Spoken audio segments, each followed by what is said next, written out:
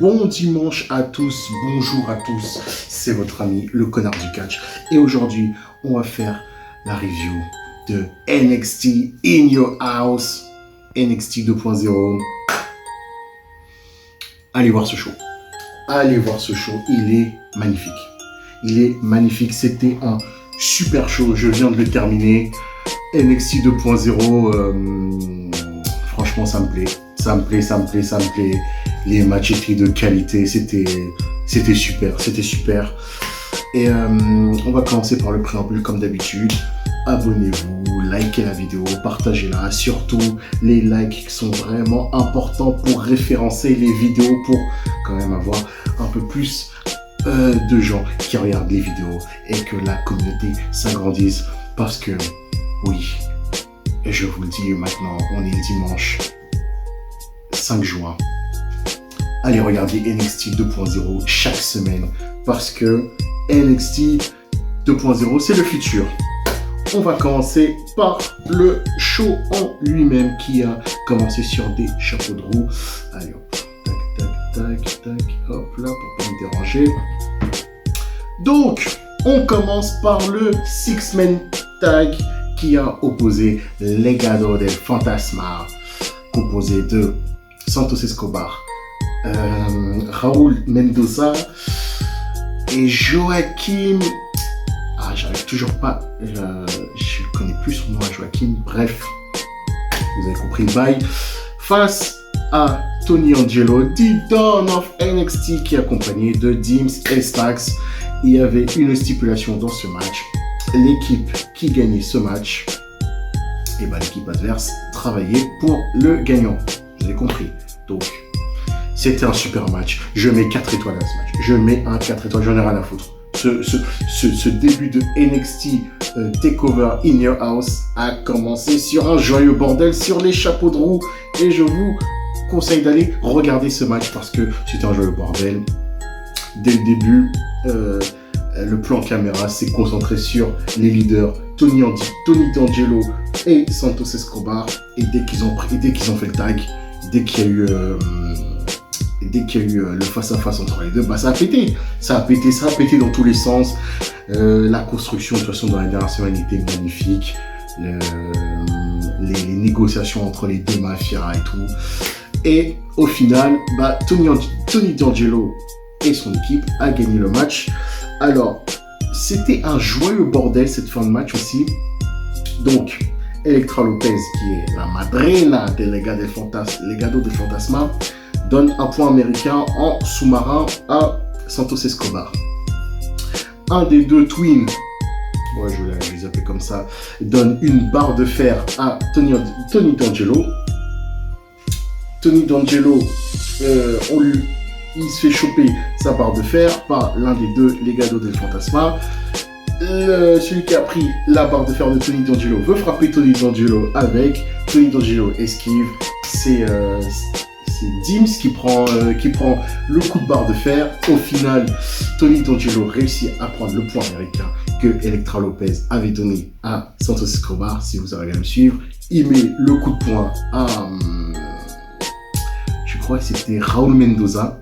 Et ensuite, Dims, il balance Stax sur Raúl Mendoza, il fait tomber 1, 2, 3, victoire de Tony D'Angelo, de Dawn of NXT, et donc les Legado del Fantasma vont devoir bosser pour Tony D'Angelo dans les semaines à venir, et j'ai hâte.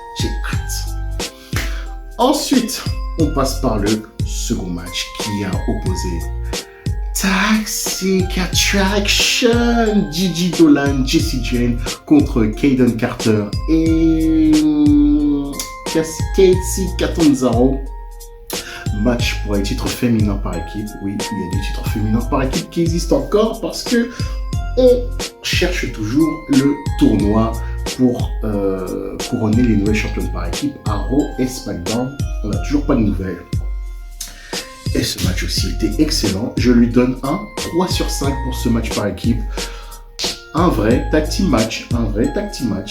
Vince McMahon, je sais pas, il devrait prendre des cours de tag team, de build-up tag team match chez les féminines auprès de Shawn Michaels et Triple H. voilà comment on build des équipes. Casey Catanzaro, Kayden Carter pendant tout le match, tu sentais que c'était une vraie équipe. Elles avaient leur combinaison, par équipe, même Gigi Dolan et Jessie Jane. Voilà comment on build des équipes. Et au final, de toute façon, c'est toujours les mêmes qui gagnent. Hein. C'est toujours les mêmes qui gagnent. Toxic Attraction a gagné. Il est vrai, par une petite gruge. Kayden Carter qui fait le tomber sur Gigi Dolan. Gigi Dolan la repousse. Et bon, après Jessie Jane, je crois, elle lui met un... Je sais pas quel objet elle a pris, mais elle lui met un petit coup en sous-marin. Gigi Dolan la prend en German suplex. L'arbitre n'a rien vu. Donc, c'est totalement légal. 1, 2, 3, victoire de Toxic Attraction. 3 sur 5. 3 sur 5, j'en ai rien à foutre. 3 sur 5.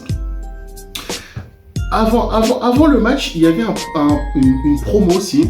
J'aimerais bien en parler de Alba Fire, anciennement Kaylee Ray, donc l'ancienne championne NXT UK.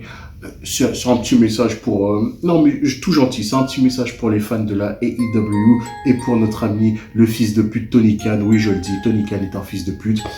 Tony, si tu regardes cette vidéo, if you're watching this video, go watch NXT 2.0 and the Knockout Division and you will see how to build a real women's division. La promo d'Alba Fire, incroyable, super. Voilà, elle parle de son héritage écossais. Elle fait partie d'une lignée de guerrières écossaises. Voilà, en à peine 2 minutes, en à peine 2 minutes, elle a repackagé son personnage. Et en plus, entre-temps, dans les semaines précédentes, elle niquait des mères.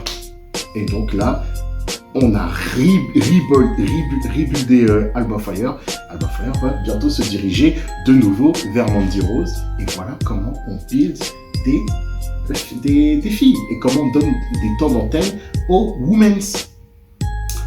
Donc si tu regardes cette vidéo, Tony Khan, regarde, c'est comme ça qu'on fait qu'on build des filles. Et aussi, faut arrêter de sortir l'excuse. Toujours l'excuse, ouais mais bon c'est parce que si la plupart des catcheuses à la AEW c'est des débutantes, nanana, sont trop grilles. Ok, j'ai envie de dire que ils ont Dynamite, ils ont Dark Elevation, Dark, Rampage, ils ont 4 shows. Donc et la WWE ils ont que NXT, Raw, SmackDown, NXT UK. Je dis que. Quand je regarde NXT 2.0 chaque semaine, la plupart des catcheuses qui nous sont présentées, elles avaient 0 expérience. Par exemple, je te donne un exemple, Tiffany Stratton qui va catcher contre Roxanne Perez, anciennement Roxy à la ROH, pour le NXT Women's Breakout Tournament qui va déterminer la nouvelle aspirante pour le titre féminin. Tiffany Stratton, c'est quoi? C'est vraiment le prototype du cliché féminin. Son personnage, c'est quoi? C'était une meuf pourri gâtée qui venait avec sa carte de crédit, ouais, elle appelait son père et tout. Ouais, vraiment le cliché américain, la blonde insupportable, qui regarde que ses ongles, qui a une carte de crédit et tout. Et quand tu vas sur In-Ring, ça catch alors qu'elle a 0 expérience, mais en à peine déjà 4-5 mois à NXT 2.0, franchement elle est rodée. Hein. Encore 1 an, et elle est vraiment au taquet pour... en plus elle est bien buildée, hein, franchement, en plus elle a un physique. Et voilà. Et voilà comment on build une division féminine. Chaque fois, tous les 4-6 mois, NXT arrive toujours à renouveler sa division féminine. Que ça soit division par équipe, division classique. C'est juste en fait, on arrive à la conclusion que les mecs de la AEW, ils ont même pas... Je sais pas c'est qui les entraîneurs, je sais pas c'est qui build les... Je fais une digression, mais vous inquiétez pas, on va continuer la review. Je sais pas c'est qui les mecs qui build les matchs de la division féminine de la AEW. Et à chaque fois, je me demande, en fait, est-ce que vraiment, là, les Young Bucks, les Kenny Omega, Kenny Omega qui est à fond sur son catch japonais, limite, il serait prêt à prendre toute la star, à racheter, à dire à Tony Khan, rachète la Stardom et mets-nous du catch japonais. Mais est-ce que vraiment leur vision du catch est en accord avec ce qu'ils veulent inculquer à leur catcheuse? Je sais pas, je pense pas que leur style est adapté aux catcheuses qu'ils ont sous la main. Sinon, ce serait pas aussi catastrophique que ça, la division féminine de NXT, de AEW, pardon. Je dis ça, je dis rien. Bref, on revient à Dubaï. Ensuite, on passe à Carmelo Hayes contre Cameron Grimes pour le titre nord-américain. Qu'est-ce que tu veux dire encore aussi de ce match? Ce match était aussi super. Ce match-là, je lui donnerais 3,5. Ça a catché, c'était technique. Dès le début du match, il y avait un espèce de mind game entre Carmelo Hayes et Cameron Grimes. À chaque fois, Cameron Grimes, dès les premières secondes du match, bam bam, il esquivait ou il contrait tous les moves de Carmelo Hayes. Carmelo Hayes, ça le frustrait quand même. Et bon, que dire de la fin? Que dire de la fin du match? Bon, celui qui accompagne Carmelo Hayes, Trick Williams, a un peu distrait Cameron Grimes. Et après, au final, Carmelo Hayes nous a lâché une descente de la cuisse de la troisième corde pour la victoire. Incroyable. Il nous avait même lâché, avant pendant le match, il nous avait quand même lâché aussi un DDT de l'espace. Vous voyez la rampe du ring là? Fou. Il lui a planté la tête sur la rampe. Il lui a planté. Franchement, c'était un match super bien exécuté. Les moves étaient super. Aussi, ils se sont lâchés un Spanish Fly de deuxième corde. Au calme, un bon Spanish Fly de deuxième corde. Et Carmelo Hayes qui gagne le titre nord-américain, qui le regagne de nouveau. Je vous conseille aussi, c'était il y a 3 semaines. Il y a 3 semaines, je crois que c'était à NXT Spring Break, le triple threat match entre Solo Sikoa, le frère des Usos, Cameron Grimes et Carmelo Hayes pour le titre nord-américain. Ce match est une perle. C'est l'un des matchs de l'année pour moi en 2022 et je vous conseille de regarder ce match et aussi de regarder ce Carmelo Hayes, Cameron Grimes. Mais de toute façon, je vous le répète encore une fois, allez regarder NXT TakeOver Illinois qui dure que 2h25. C'est le premium live event qu'il faut voir ce week-end. Ah oui, là je vous dis clairement, c'est ce live event que vous devez regarder absolument en parlant de WWE. Et donc là, on va continuer encore plus. Il nous reste 3 matchs dans le show. Et je me suis fait la réflexion après le match de Carmelo Hayes contre Cameron Grimes, c'est que tous les heels pour l'instant, ils sont en train de gagner. Hein. Pour l'instant, tous les heels, soit ils sont nouveaux champions, soit ils conservent les ceintures. Et on passe au prochain match qui est Mandy Rose contre Wendy Shaw. Victoire de Mandy Rose sur Wendy Shaw. Putain de merde, bordel de merde, Mandy Rose.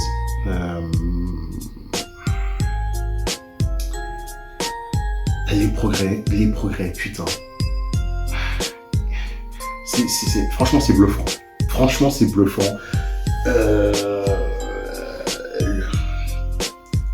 Elle devient de plus en plus complète. Et en plus, son catch est en raccord avec la storyline qui avait été racontée entre elle et Wendy Shaw.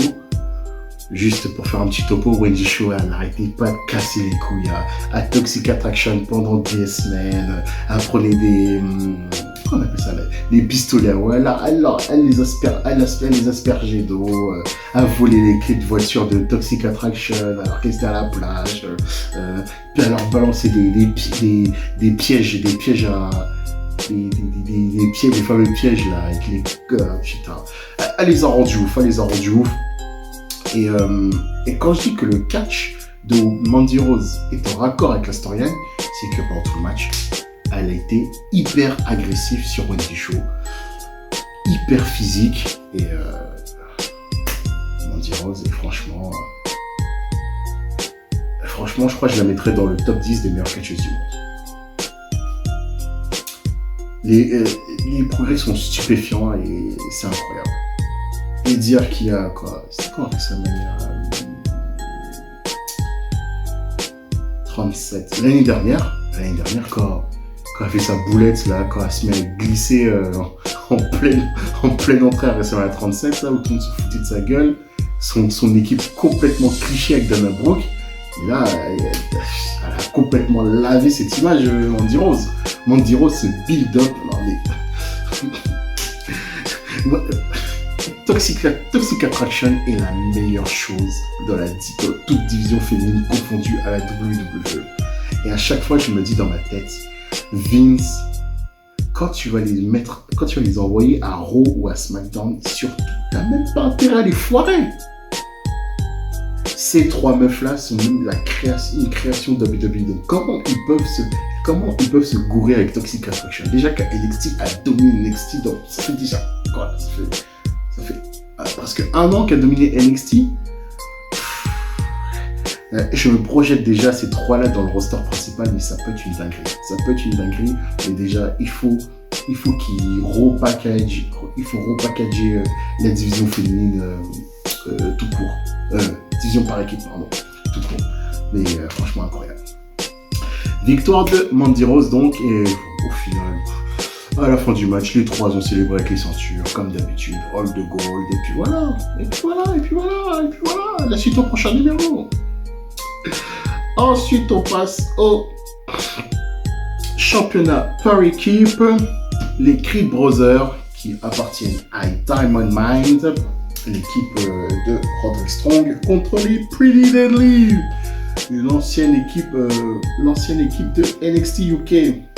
Il y avait une stipulation, entre guillemets, c'est que Roderick Strong avait dit à Brutus et Julius Creed, les mecs, si vous perdez votre match contre Pretty Deadly, vous êtes viré de Diamond Mine. Le match était bon. Le match était aussi très bon. Il était bon. Sauf, ce qui m'a un peu sorti du match, c'est que à un moment, ils zooment sur une personne dans le public et les commentateurs disent que c'est le père des Creed Brothers. Donc dès que j'ai vu ça, et dès qu'ils ont dit que c'est le père des Creed Brothers, il y avait plus de suspense. Les Creed Brothers, c'était sûr qu'ils allaient gagner. Et franchement, comment, et en plus, et de quelle manière, Julius Creed nous a tapé un shooting star press de l'espace.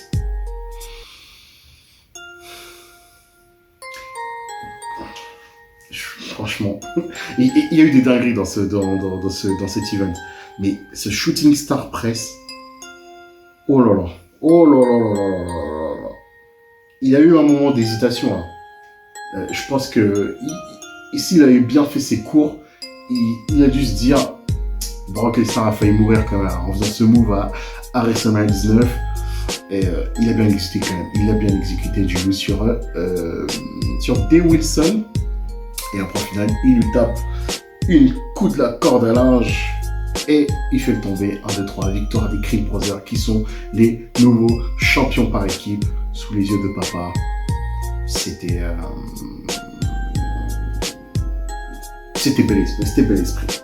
bel esprit.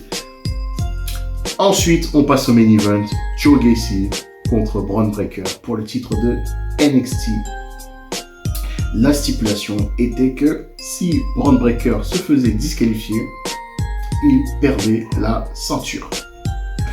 Alors, je l'ai balancé sur Insta et je l'assume. Pour moi, Joe Gacy est le nouveau Bray Wyatt. Joe Gacy est un très bon talker au micro. Joe Gacy est un excellent personnage. La storyline Bron Breakker, Joe Gacy était super. De toute façon, si vous regardez, quand vous allez, et je vous conseille de toute façon d'aller voir ce show, quand vous allez voir ce match Joe Gacy et Bron Breakker, de toute façon, le match en lui-même va limite vous raconter ce qui a été raconté dans les semaines précédentes. À savoir Joe Gacy qui joue depuis pas mal de temps avec l'esprit, avec la tête de Bron Breakker. Donc lui, à un moment, à chaque fois, il lui balançait des photos de lui quand il était jeune au lycée, quand il faisait du football américain. À un moment, il a kidnappé le père de Bron Breakker, Rick Steiner, des choses comme ça. Et en même temps aussi, il poussait à chaque fois Bron Breakker à se faire disqualifier pendant ses matchs à NXT. Par exemple, il s'était fait disqualifier dans son dernier match Bron Breakker. Et donc en fait, Joe Gacy, c'était ça sa finalité, c'était que en fait aussi, il voulait prouver à notre ami Bron Breakker qu'il ne peut pas contrôler sa colère. Et le match en lui-même aussi a tout bien, encore une fois, de nouveau, raconter cette histoire, à savoir est-ce que Bron Breakker va pouvoir contrôler sa colère. Et en même temps, le match était bien. Ils ont une belle alchimie. Ils s'étaient affrontés à NXT Spring Break. Le premier match n'était pas terrible, mais le deuxième match, là, en lui-même, il était excellent. Donc, qu'est-ce qui s'est passé pendant le match en moment? Il s'est passé que Joe Gacy a fait une Eddie Guerrero style à un moment. L'arbitre a le dos tourné. Joe Gacy prend une chaise. Il la balance à Bron Breakker. Il tombe par terre. L'arbitre se retourne. Il voit le Bron Breakker avec une chaise. Il dit mec, je suis désolé, c'est la règle, je vais te disqualifier, tu vas devoir perdre la ceinture. Et il y a un arbitre qui arrive in extremis, qui dit à l'arbitre du match, non, Joe Gacy, il a fait exprès, il a jeté une chaise à Bron Breakker et tout. Ensuite, Joe Gacy a balancé un low blow de l'espace à Bron Breakker. Petit paquet, 1-2 dégagement. Bron Breakker a poussé Joe Gacy sur la table des commentateurs. La table des commentateurs, elle a pété. Et le spire, mon Dieu. Il lui a mis un spire de l'espace à un moment. Il lui met un spire. Et ensuite, il fait ça spécial sur Joe Gacy. Je crois que c'est la Gorilla Slam. Ouais, je crois. Bim. Il le soulève. Bam. Poum. Bam. Victoire de Bron Breakker. 1-2-3. Et toujours champion de NXT. Donc je lui donnerai un bon 3,5 pour ce match-là aussi. Donc voilà ce que j'avais à dire sur ce NXT 2.0 In Your House, qui est un excellent show, encore une fois. Dommage que je ne l'ai pas vu en live. Je voulais le voir en live au départ. J'étais trop fatigué, donc après je l'ai regardé aujourd'hui et quel pied. Je vous conseille vivement, je vous le répète, ça peut être chiant, mais allez regarder NXT 2.0 In Your House et regardez aussi NXT 2.0. Il y a de très bonnes choses dans ce nouveau format NXT. Et la foule était chaude en plus, Donc voilà, c'est comme ça qu'on va finir cette vidéo sur une belle note. Abonnez-vous, partagez la vidéo, likez-la, commentez. Dites-moi une fois que vous avez regardé cette review et que vous avez regardé NXT 2.0, dites-moi ce que vous avez pensé de ce show qui est super. Et voilà, on se retrouvera pour des prochaines reviews. Bon, on fera la review de l'autre Premium Live Event. Je sens que ça va être drôle. Je pense que ça va être drôle demain. Si ça va être drôle. Mais on verra.